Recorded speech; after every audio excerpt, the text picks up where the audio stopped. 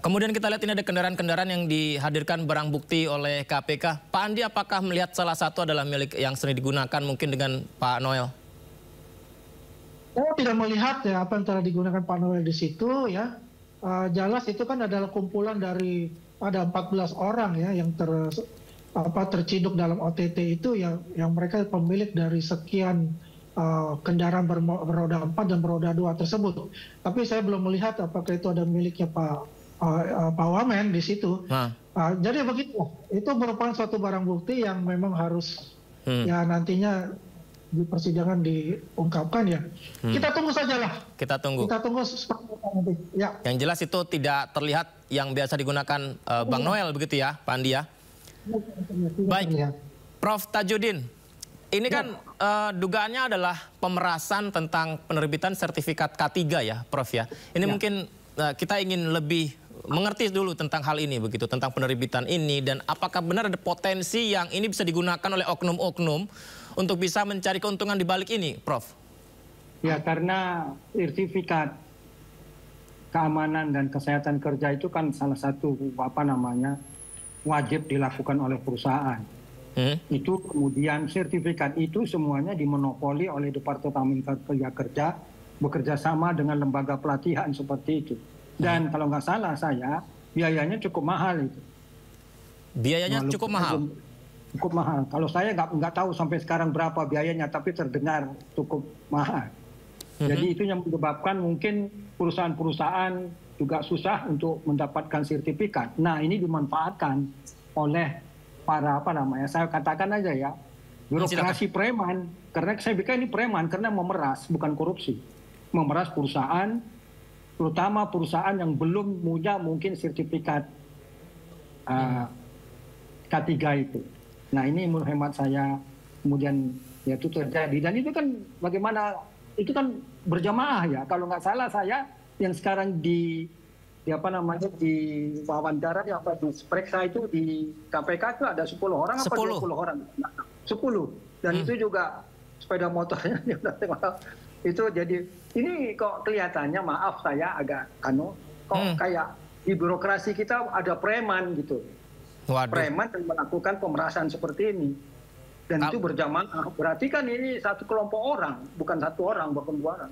Ini berarti Prof, kalau bicara soal preman ini cukup miris ya, karena Bang Noel ini ketika beberapa kali kami wawancarai juga beliau selalu menekankan tidak boleh ada lagi premanisme, pungli-pungli kepada buruh-buruh untuk bekerja. Kalau ini terbukti malah beliau yang dugaannya menjadi preman tadi. Kesan saya dulu kalau si Noel ini agak berpreman pada waktu dia datang ke kantor perusahaan yang menahan ijazah itu. Ya. Ya, tuh saya mengikuti itu, saya dengarkan dia, wah ini kok begini caranya ya. Dia sebagai wamen sangat kasar dan bentak-bentak dan seterusnya seperti itu. Kesan saya ini ya, kalau kok ada orang birokrasi seperti preman ya, apa bedanya dengan preman? Kesan saya. Dan kemudian juga saya punya kesan yang tidak baik dengan dia waktu kasus Sritek. Dia mengatakan kalau Pak, sampai Sritek ini ditutup saya akan mengundurkan diri. Ternyata kan tidak. Jadi saya ingin mengatakan kita nggak bisa pegang ini suaranya omongannya si Noel ini. Sebagai pejabat pemerintah tidak bisa dipegang karena ya, berarti Prof sudah menduga dari awal ketika beliau sampaikan di publik beberapa kali tanda-tanda hal itu, Prof? Ya saya lihat ya kesannya ya sangat tidak sebagai seorang pejabat pemerintah terhadap masyarakat.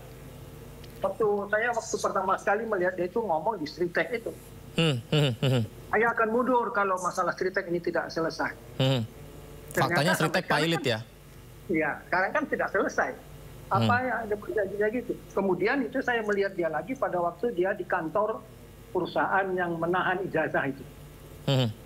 Baik. Gayanya seperti itu. Saya pikir ini waduh kok seperti ini ya. Kenapa tidak bisa diselesaikan secara baik, jangan sampai bentak-bentak kemudian segala macam.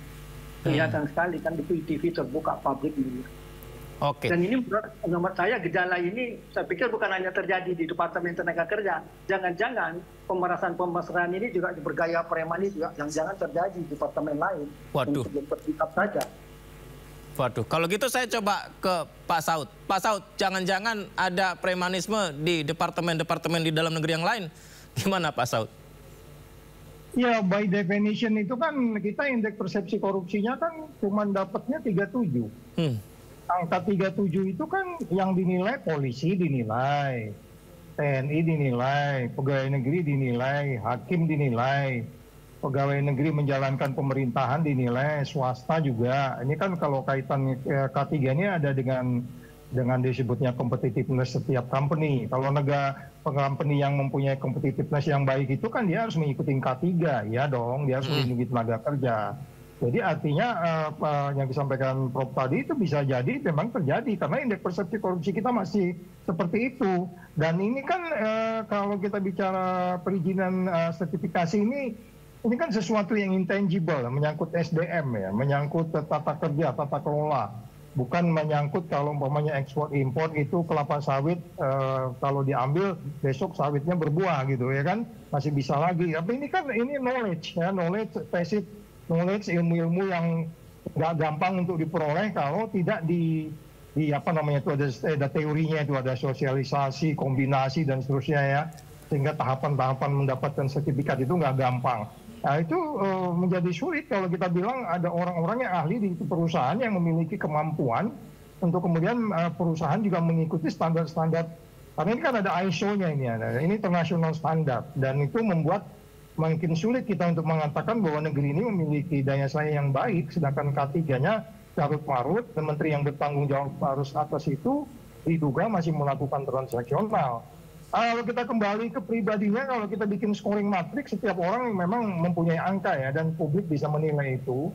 Scoring matriknya memang kalau dari 1 sampai 100 kita punya pasti penilaian masing-masing lah. Seperti tadi Profesor menyebutkan 3 atau 4 macam. Nah, hari ini juga beredar yang bersangkutan pernah ngomong bla bla bla di media tentang transaksional.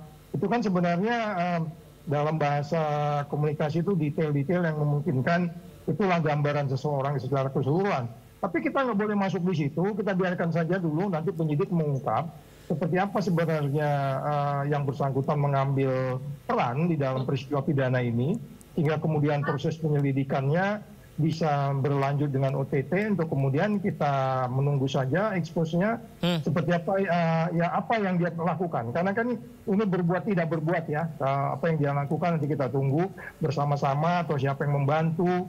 Terus kemudian apakah itu datang dari yang bersangkutan atau dari staf.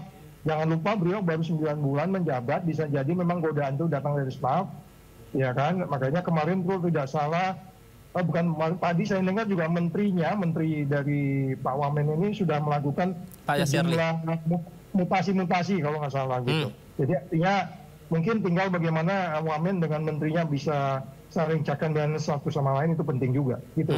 Baik, sama seperti yang Pak Saud sampaikan, menunggu keterangan dari KPK. Hal itu juga yang disampaikan Ketua DPR RI Puan Maharani yang meminta semua pihak tetap menunggu keterangan resmi dari KPK agar informasi yang beredar di publik tidak simpang siur.